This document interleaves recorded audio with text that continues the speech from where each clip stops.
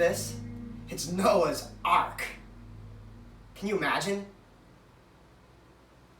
Okay, the problem with Noah's Ark for a modern audience is God's love. Where is the love of God in a violent, cataclysmic flood story in which much of the world, as it was known at that time, was washed away? What's going on? It's not just an Old Testament problem.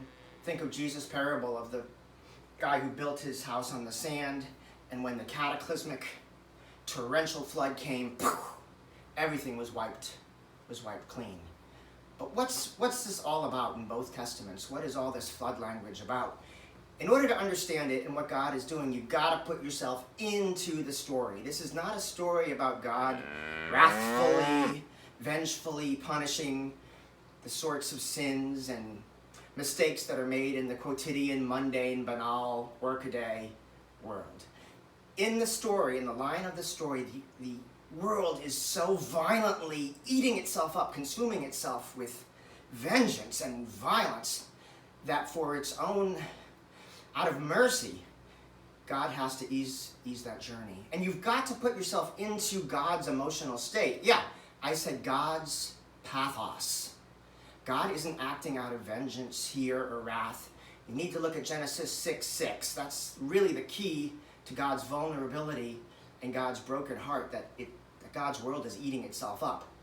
What have we got in Genesis 6:6? I think the New Living Translation captures the Hebrew the best. The Hebrew root is atzav, and it's in the hithpael stem.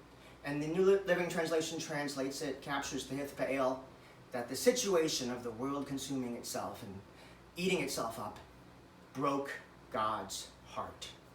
So that hithpael, azav verb is really, really key. Do some cross-referencing. Let the Bible interpret the Bible. Always a good strategy. Where do you see this kind of emotional pain that God is experiencing in God's vulnerability?